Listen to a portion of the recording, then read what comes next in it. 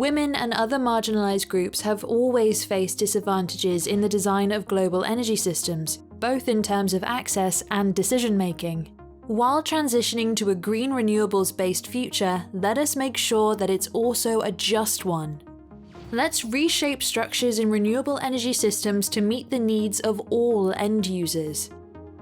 How do we diversify decision-making on our future? And what concrete energy policies promote greater equality? I think we couldn't have had a better reminder than the three keynotes with which we began the day, that when we think about the energy transition, it is wrong to think that this is largely a matter of engineering and technology.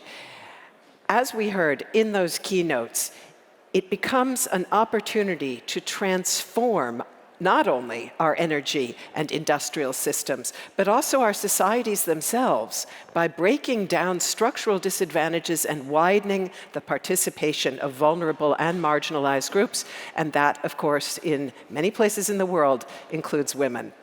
Both as individuals and as members of their communities, it is women who often bear the main burdens of climate change and also lack of access to clean energy. This is especially true in those places where women run the household, as that is the case in many parts of the global south. Yet, women frequently find themselves left out of the equation when male-dominated energy and engineering sectors design solutions and infrastructure that bypass their needs. So you hardly need a reminder from me that gender equality is closely linked to achievement of the Sustainable Development Goal number 7, which is the Energy SDG. In this session, we want to explore how participation of women and communities in the design of energy systems can drive affordable, reliable, and sustainable energy for everyone. And how can we use the momentum created by the global acceleration of renewable energy to foster participation and to broaden the diversity of the renewable energy talent pool?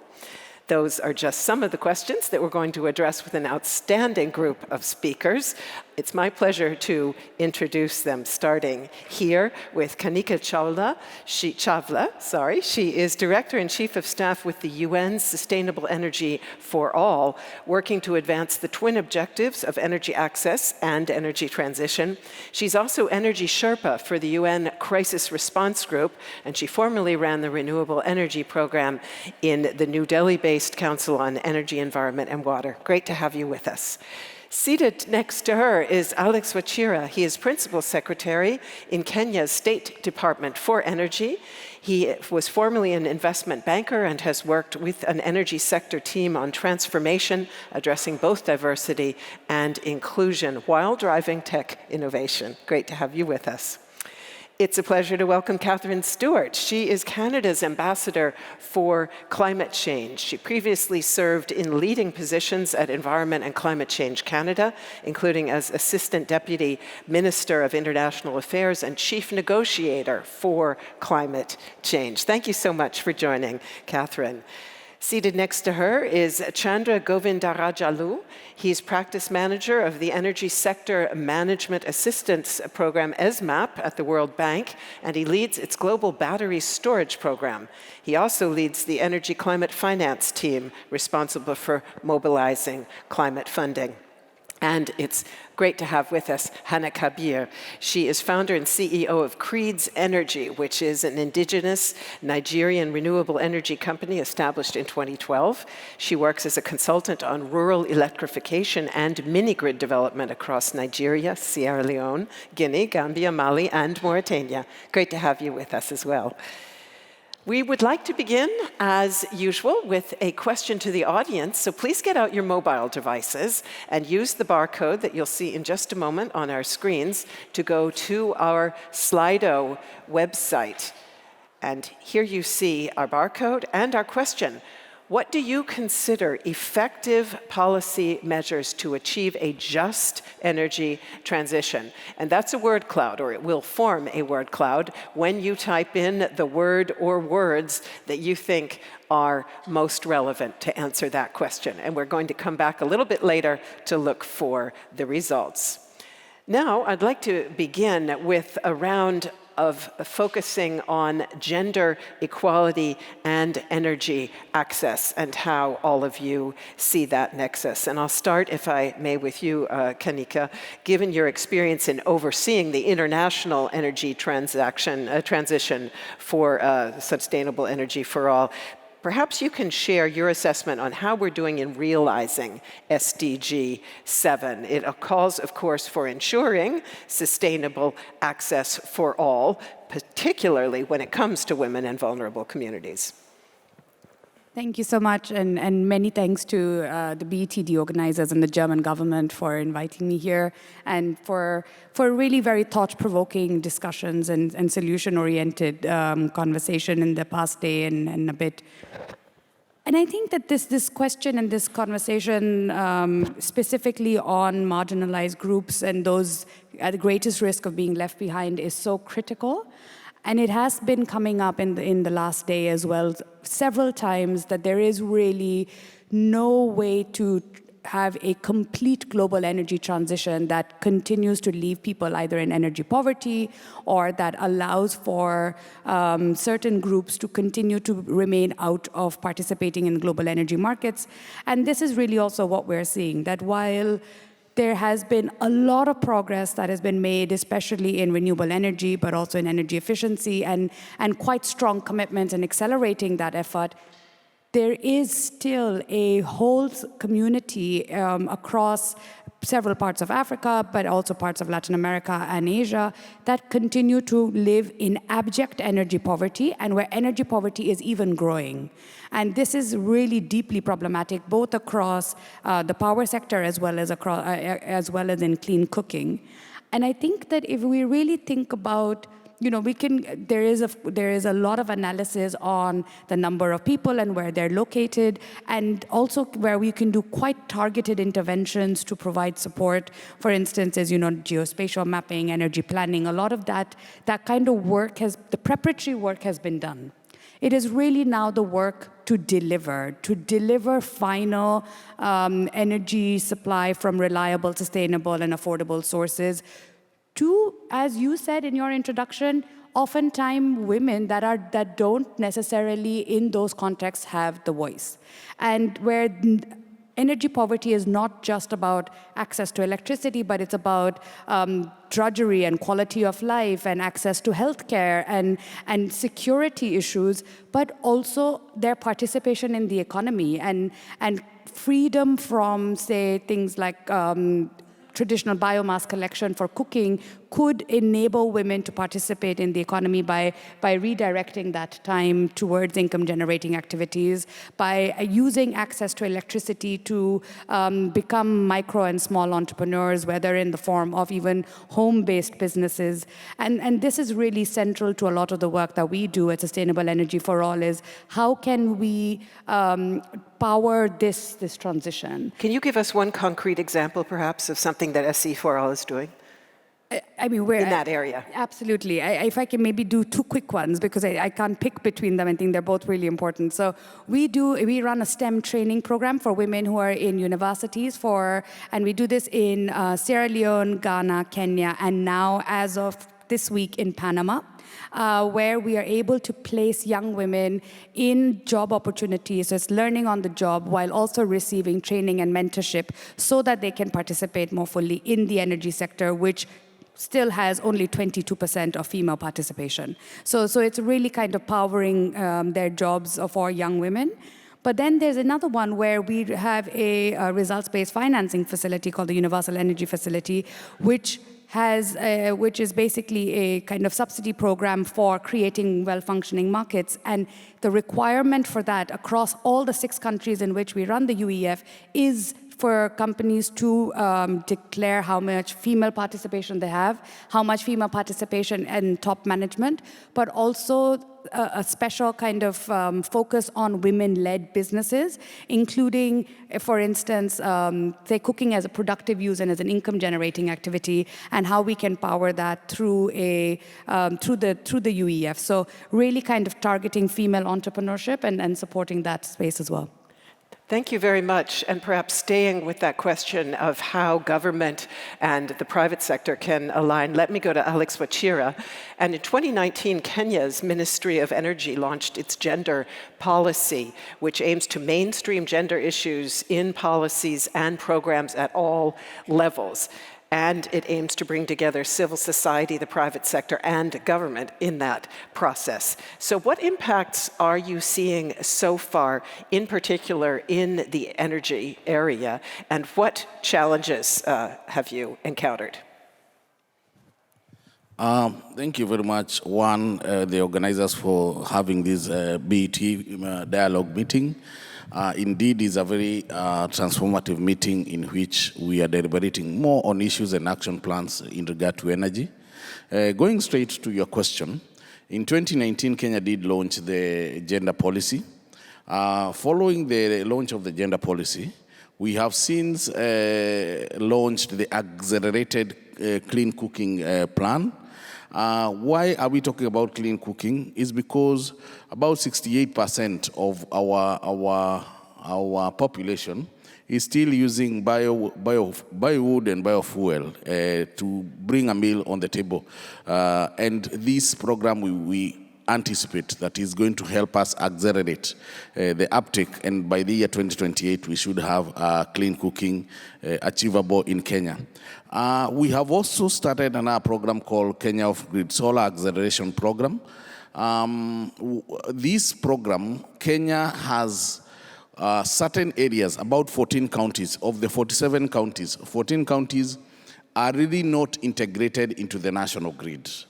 And because we need to deliver power to these people, and it is so costly to build transmission lines to these 14 counties at the moment, and it may not be possible to do the transmissions right away, then we started that Kenya Off-Grid Solar Acceleration Program that is helping us connect not only the towns and the municipalities that are within the 14 counties, but it is also helping us access and Kenyans to access energy, because this, the Kenya Off-Grid Solar Access Program, we are building mini grids in which they will have battery backup and a little bit of generators to ensure that this population will have a 24-hour access to energy. Yes, we do have challenges, and of course one of the main challenges that we are facing is, let me talk about cultural values and also lack of enlightenment. What am I saying? You will find that in as much as the cost of LPG gas has gone down in Kenya, and we have access to electricity in some of the homes, you will still find stereotype stories whereby, for example, a meal, Kenya has a very good meal made of maize and beans. And you'll hear the grandmothers in the village say, this meal cooked through wood fuel tastes better than the same food cooked using gas or cooked using electricity. So, yes, in as much as we are accelerating the clean cooking, we still have the stereotypes that we still have to do.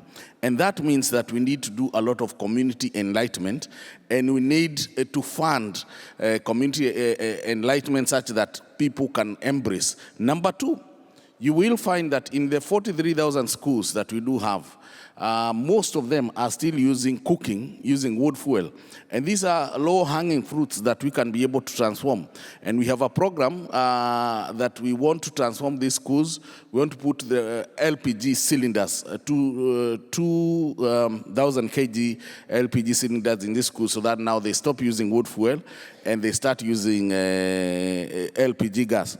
You will still find communities arguing that it is cheaper for them to sustain the wood fuel as opposed to LPG. So we still have challenges in terms of stereotypes and lack of enlightenment. So as we are working on the women folk in the villages, we still also have to work on the decision makers the board members who are in these schools such that they can be able to embrace the clean cooking technology. And once we do that, then we shall be able to accelerate this program. So broadly, those are the challenges that we are having, and broadly, we have also come up with programs that are going to help us with the energy transition. Thank you. And that culture mindset change that you reminded us of, that of course takes us back to what we heard earlier from Alma Obama, who talked also about the need to change our ways of thinking. Let me go to Catherine Stewart now, if I may. Canada supports the Equal by 30 campaign, which is a joint initiative by the Clean Energy Ministerial and the International Energy Agency to close the gender gap and, importantly, to share data and insights on the inclusiveness of the clean energy workforce. Concretely, can you tell us what Canada is doing to make the sustainable energy sector more diverse? And what are you seeing in the way of metrics? How much success have you had so far, and what are the prerequisites for that? Thank you very much for the question, and also add my thanks to the organizers for allowing me to be here and to talk a little bit about what Canada is doing in the energy sector space. So obviously, we need to be doing more to increase representation across the board, not just in the energy sector, but across the board. And with my experience in climate negotiations as an example, we're clearly at about 30% of women leaders represented. So we need to do a lot more work. And I think within Canada's government, we try to show by doing. So the executive cadre in our federal government, for example, is more or less 50% women. And we can't kind of push out policies or encourage others to take on initiative unless we can kind of model it ourselves. So I think just demonstrating by doing within the federal government is important. And then also advocating for gender-based analysis within government decision-making. So every single decision that goes to cabinet in Canada has had a gender-based analysis done to it. So the gender lens is applied to see where women and more vulnerable communities are considered in that decision-making. So again, I think setting the leadership at the top within the federal government is absolutely important. And then certain policies that we're advocating for, so absolutely Equal by 30 is an initiative we're very supportive of, with an ultimate goal to advocate for equal pay, equal leadership, and equal opportunities for women. And so far, we've seen a number of signatories come on board. Since it launched in 2018, we've got over 200 signatories from around the world, creating that network of both government and organizations to work collectively on those goals.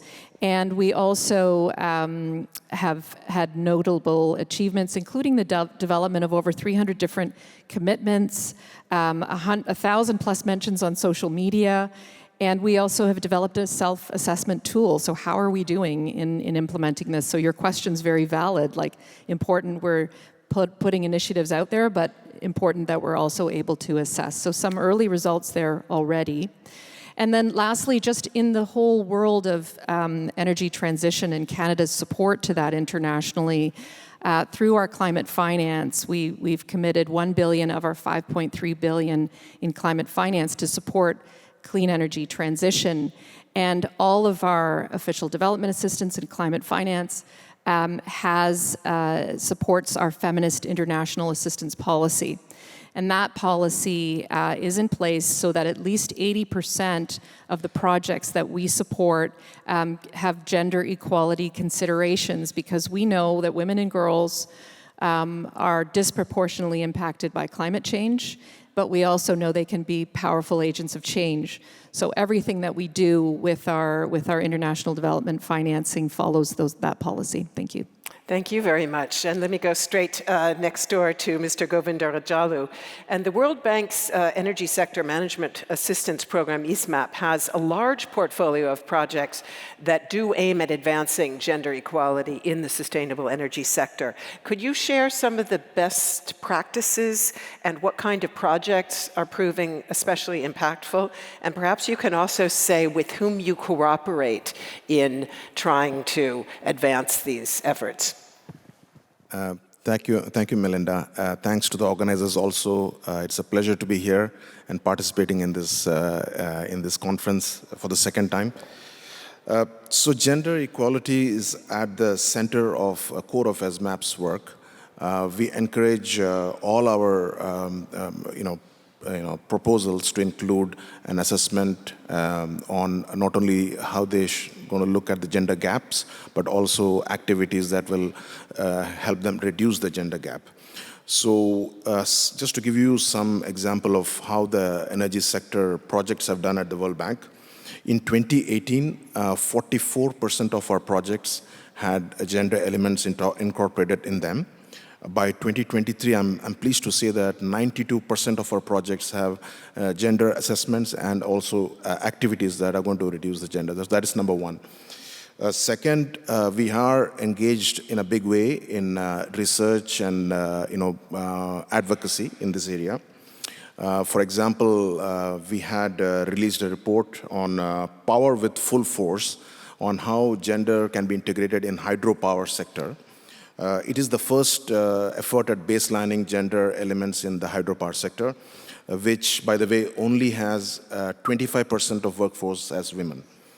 Second, we also have a policy toolkit that we announced for women employment, how to increase women employment in the electric utility sector through making commitments such as in the Equal 30, attracting and recruitment of women, as well as creating the supporting environment and helping them advance in their careers within the utilities.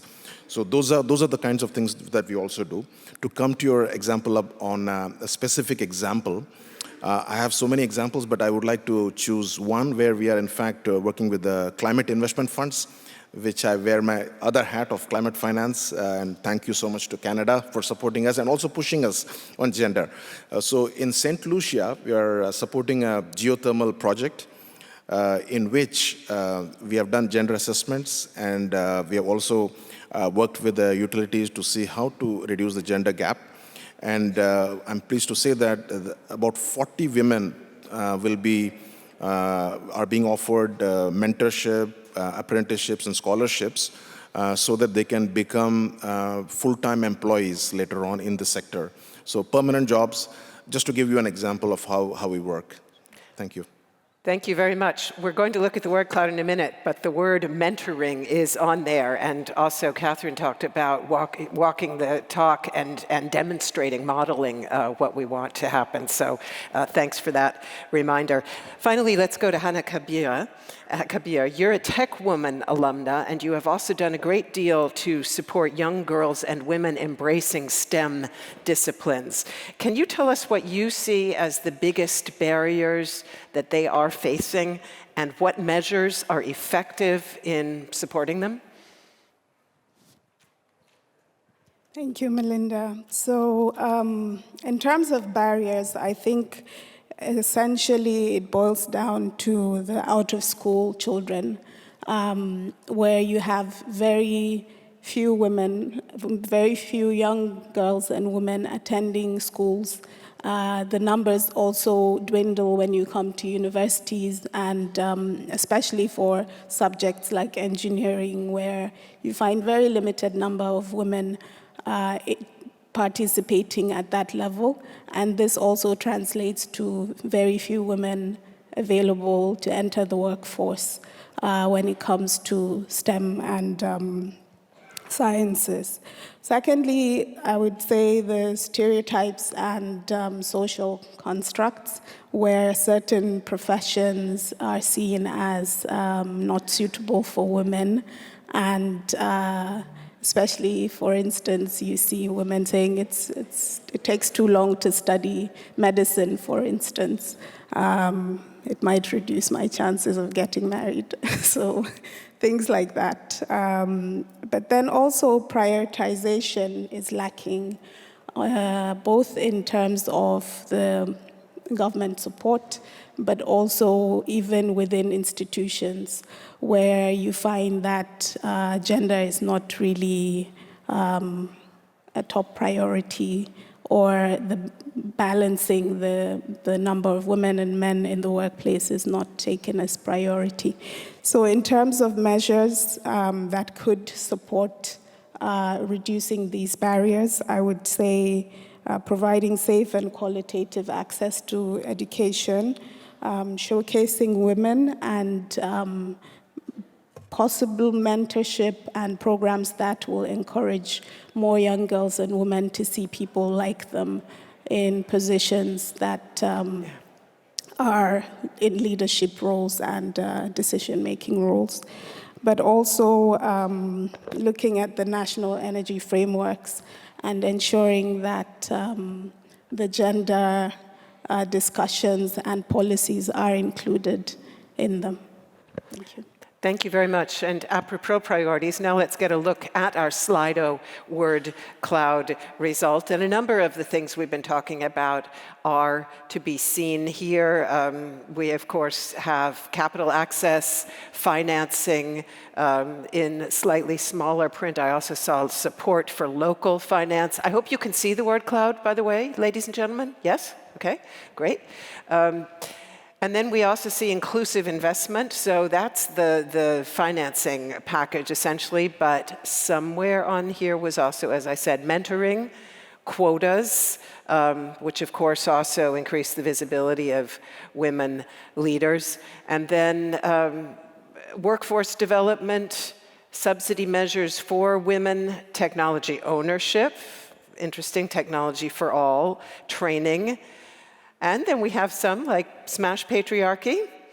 Oh, we see it down here to the left as well.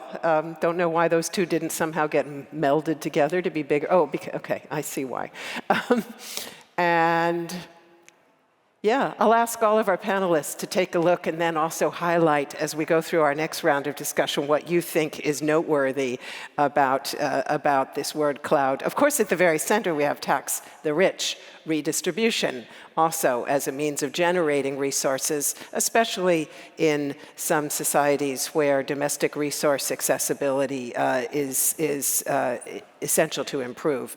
So let's now move into a second round of discussion where we talk a little bit more about how we can focus on just transitions and vulnerable communities. And Catherine Stewart, if I can begin with you, your government recently introduced sustainable jobs initiatives apropos training and attempting to support women as they enter the workplace.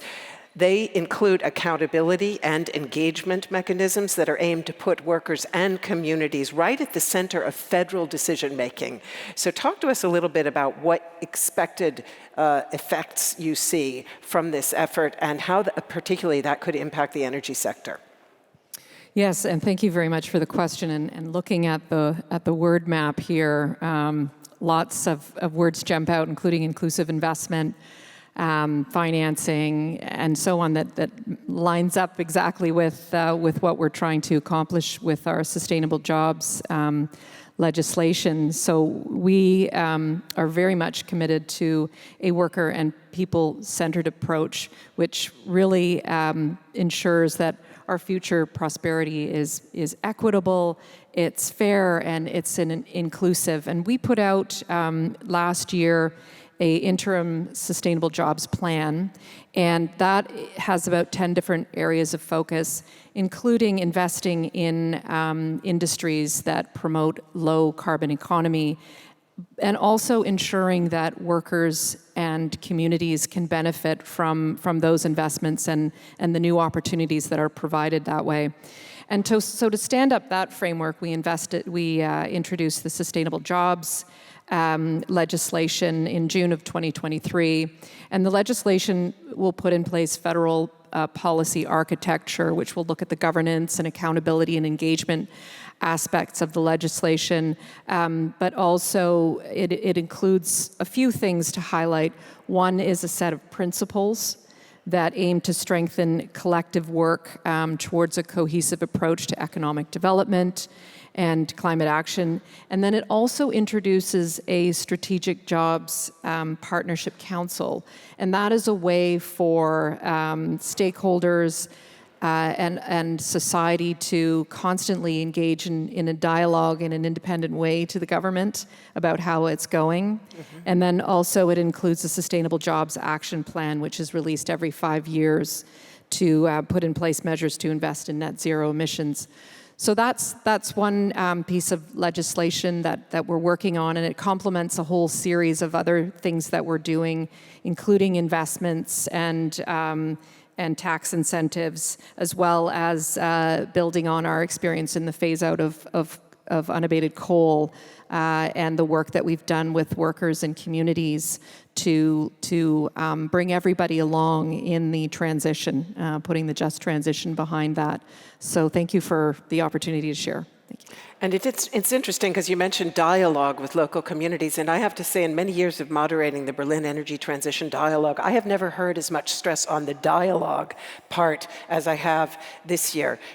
In other words, listen, don't just tell, listen. I see no left behind on here, so let me go to Chandrasekhar for you to talk a little bit about the Leave No One Behind program that you administer. It focuses on access to clean and reliable energy in displacement settings, which I think for many of us is, something that we're very, very aware of at the moment, more than ever. Can you tell us more about that program and what challenges you encounter in trying to do that? Thank you, Melinda. It's an important topic facing all of us today. The forced displacement is increasingly becoming a major development challenge as overwhelming majority of the FDP, the forced displaced people, are in low and middle income countries, really. They are having to deal with it. And then as of 2023, the numbers are standing at a record high of 110 million people, forced and displaced populations, and they are, as I said, residing in mostly residing in low-income and middle-income countries, and placing, therefore, pressure on the infrastructure there, including the energy infrastructure, which is where the ESMAP program of Leaving No One Behind comes in. So we have been, because they are lacking access to legal, reliable, clean energy sources. And they are in places where some of the off-grid options and the mini-grid options that we have used for access in general can play an important role, and which is why some of these business models that we develop for energy access are being utilized in these communities. So what specifically we are doing is we are working also with the UN peacekeeping, as well as the UN mission for development a mission in South Sudan, based in Juba, to develop these approaches specifically and business models that can be implemented. So this is what we are doing. Thank you. Thank you very much. And to the list of criteria that those sources need to fulfill, a safety undoubtedly also needs to be added, because so much of the time women refugees going to get wood encounter problems when they go beyond the area of the housing that they're in. Let me go to Alex. And in Kenya, only about half the population has access to electricity, and more than half, as you said, are using wood fuel for cooking. What are the main measures that you can take, especially to supply vulnerable communities, to remote communities, to really ensure that you can try to reach them? Let me first of all start by giving you the correct statistics. We are at 75% access to electricity in Kenya, not 50%. Where we are seriously lagging behind, and I didn't mention, is on clean cooking, where we are at 68%. Of the 68%, majority are in the rural areas. Then we have about 54% in the urban areas. There are several things that we are doing. First of all, we have a program that we call Last Mile. Last Mile is being driven by Kenya Power and Lighting and Rural Electrification Renewable Energy Corporation. This financial year alone, we have about $208 million that indeed we are pushing to Last Mile. of that, COSA program, the Kenya Off-Grid Solar Acceleration Program, is also part of it. So we have policy support that speaks and works towards accelerating the access to electricity. And we do hope to achieve that by the year 2030. Number two is on what we call holistic approach of all energy sources. That means that in areas where we can use biogas, we want to use that. In areas where we can access solar, we want to use that, so that we don't rely on one source of energy, but ensure that we bring on board all other energy sources that can be brought on board to help us achieve this target of universal access to electricity by 2030 and accelerated clean cooking by the year 2028. I did speak about a need for public awareness. It is something that we are doing. We have enhanced public awareness, and we are calling for more resources to help us do this. The other one is on technical entrepreneurship, technical support. For those, we have 2 or 3 companies that are doing very well in terms of clean cooking stoves and improved cook stoves. For example, Burn Factory in Ruiru. We need more technical and entrepreneurship support to the private sector, so because the private sector is the one that is going to help us achieve this. And let me say also, we also need financial support, because for us to do all this, at the end of the day, it equates to resources. And so long as we are not speaking about resources, then what we are speaking about are only pipe dreams. So we also need a lot of resources to help us access. And right now we have green climate financing, we have green bonds, and so therefore this is what we need after this session and many other sessions, so that we put our private sector to have access to this. And last but not least is a development of robust monitoring and evaluation frameworks. Then in regard to energy, we have 2 or 3 main issues that we are facing. Number one, we have good energy sources, but we are lacking the framework and, let me say, the transmission network. Because in Kenya, for example, we do have our main generation in the hydros, that is the eastern side of Kenya, and geothermal, that is in the Rift Valley. But our load centers are far apart. We have one in Nairobi, the capital, some in the coastal region, and others in the western side of Kenya. And so therefore, investment in the transmission network is very, very, very essential for us to achieve the target. And last but not least is embracing technologies like standalone solar systems. In the COSA programs, we also have the standalone solar system, and we are developing a framework in which we want Kenyans to embrace the standalone solar system. Thank you. Thank you.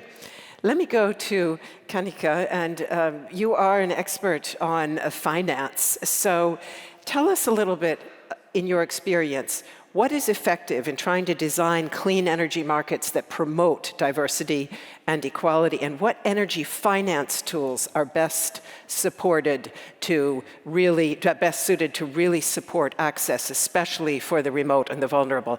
And just a hint, I'm seeing support for local finance on here, and certainly I think for women that is also a crucial measure. Yeah, thank you for that. And I think a lot of the answers that I was going to say are on the cloud there. For instance, inclusive investment, skill development, and capital access, but also definitely local currency financing. But I think it's also important to think about what is a new fit-for-purpose kind of landscape in which there is inclusive investment, right? And with Chandra, and the PS said he has a background in banking as well, so I don't want to overstate my expertise, and then they're going to, they can correct me if I do that. But I think it's really important to speak to a tent that is wider. I understand from some colleagues that there is also a finance and infrastructure conference that's happening here in Berlin while at the same time as BETD. But in reality, those should not necessarily be two separate conversations. No. We spend so much time, as we should, thinking about energy regulation, power sector regulators, working with them, building their capacity. But in reality, we need to do exactly this with financial regulators, with local bank capacity, with central bank governors, because in reality, we are pricing risk wrong. The way credit rating agencies currently price risk, it does not reflect all of the realities, which includes climate change, but it also includes several other social factors that not only, I mean, you know, it's not even to say that these are egalitarian considerations, these are business considerations that if they are not factored in, will erode away at how well markets will function in economies around the world. And because they are not being factored in, we are not reaching what is basically on this cloud called inclusive investment. Right. But we also really need to focus quite a lot on, and the PS was mentioning this just now, on building capacity in developing countries and in emerging economies as well. There is a huge call, again, very appropriate call for investment to come into developing countries, and they don't see nearly enough in terms of capital flows, whether it is concessional capital and definitely not private capital. But this is also because we are not collectively perhaps showcasing the opportunity and the pipeline of available projects that already exist in these countries. Because actually, in the other conference over there, I'm sure they're saying that there's capital looking to diversify. We want to put money in green investments. We want to put it in markets that we don't usually access. And yet they're not looking hard enough. Fair, perhaps we can help them and build these pipelines and do a better job at communicating them and then working collectively also to de-risk them. And you were saying earlier, what are some of the instruments that can be used effectively? And again, Chandra, please add to this, because I know that there's so much work that the bank is doing now in extending the kinds of guarantees. But it is also to think about how are we going to create markets where guarantees catalyze the market, but they don't stay forever. As I mentioned earlier, we run a results-based financing facility that eventually should not exist. And even as we run it, our aim is to phase it out, because that is what its role is, to catalyze rather than to do kind of market making forever, right? And then perhaps, if I may say, the last piece in terms of what a new paradigm should look like, it really will be one where we cooperate truly in the spirit of cooperation.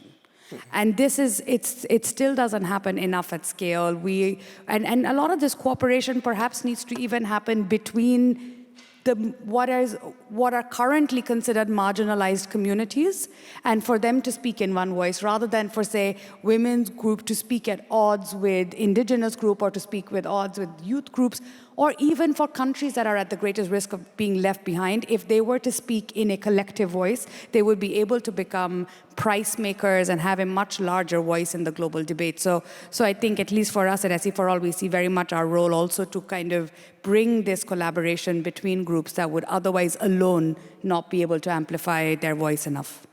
Thank you very much. And you just underlined two messages that were made yesterday as well. I don't know if you were present for the financing session that we did, but they also did talk about the astonishing discrepancy between the risk premia on renewable projects in the Global South as compared to developed markets that are getting, I think, 80 or 90% of all investment flowing into those markets. And they mentioned the role of ratings in keeping that gap alive.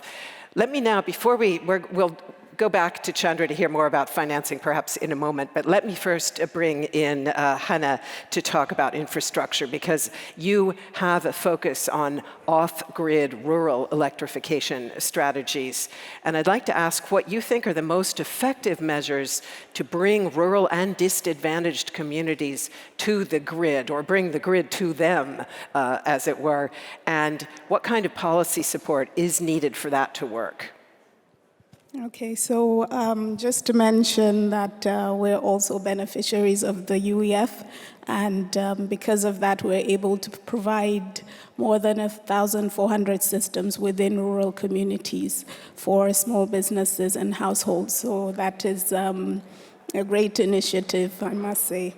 In terms of providing access to rural communities, decentralization of power supply is critical, mostly through interconnected mini-grids, standalone systems, and mini-grids within communities that are far from the grid and cannot be easily connected to the grid. It also depends on the implementation models. We have found that in a lot of communities, a lease-to-own type of model works for a lot of small households and rural communities because they're able to afford power in bits and pieces so they can pay installmentally over a period of time. But that also depends on the type of financing that my company, for instance, is able to access.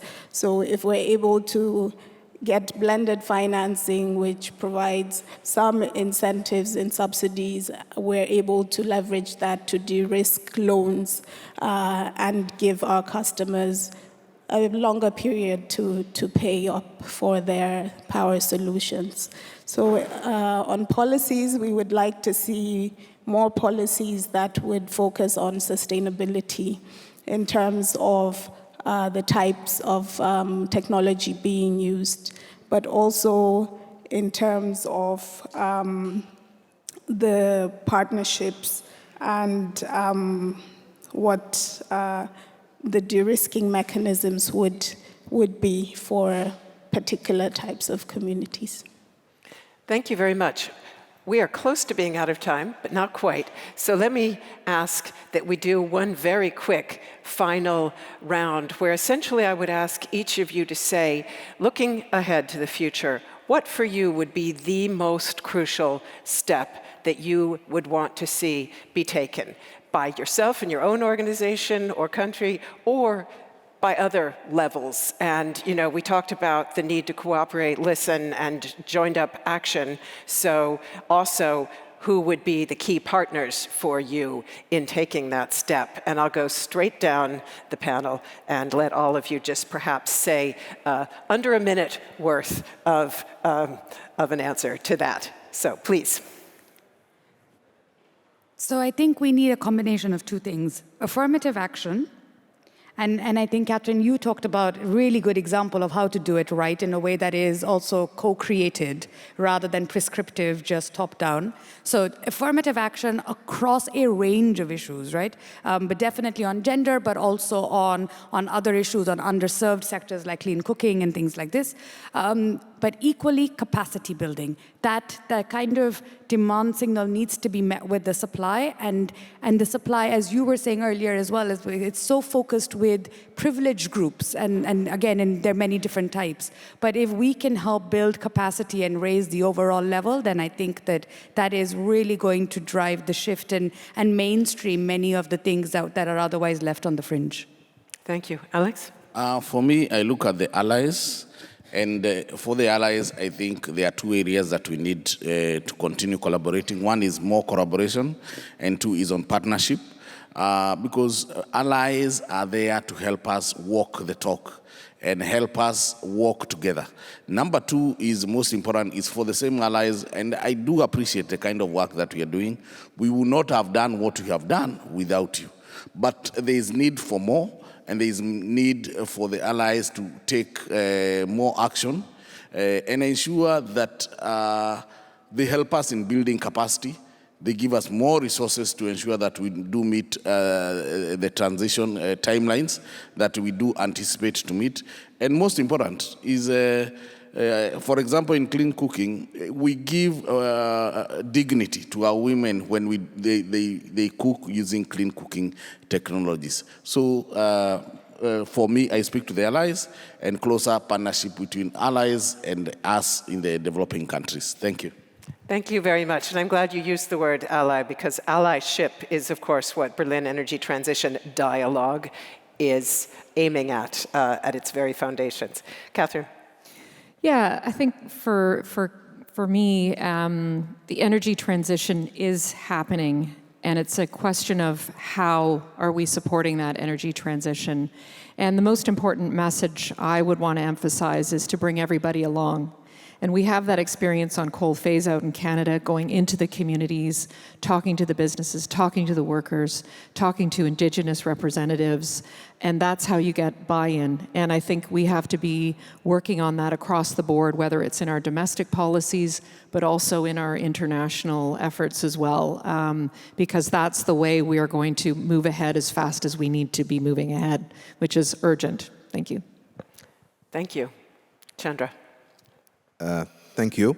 For me, I will also address the finance point as a last point. Comprehensive data on existing gaps, access to finance, living conditions, that is the starting point. Without the baselining, we don't get anywhere. That is number one for me. Number two, what I kind of heard in these, but not so directly, is that involving women to find the solutions, to be part of, in just energy transition solutions, they need to be part of finding the solution for them to be able to be integrated and incorporated properly. Third, for me, is accountability. So we all make promises, and we need to be held accountable for how much is achieved and be transparent, and that is an integral part of the just transition for me. So finally, on the finance point, in places where there are deep and liquid capital markets, one can, fashion instruments to tap into those for just transition projects. I think we should do that. But for the most vulnerable and the remote populations, we need additional support like the Universal Energy Fund or the energy results-based finance to, even for the private sector to go to those places and those people. Thank you. And we did have on the word cloud bottom-up approaches, and if you substitute community-up approaches or women-up approaches, that might get to where you're wanting to go with empower women to find solutions. And finally, please, Hannah.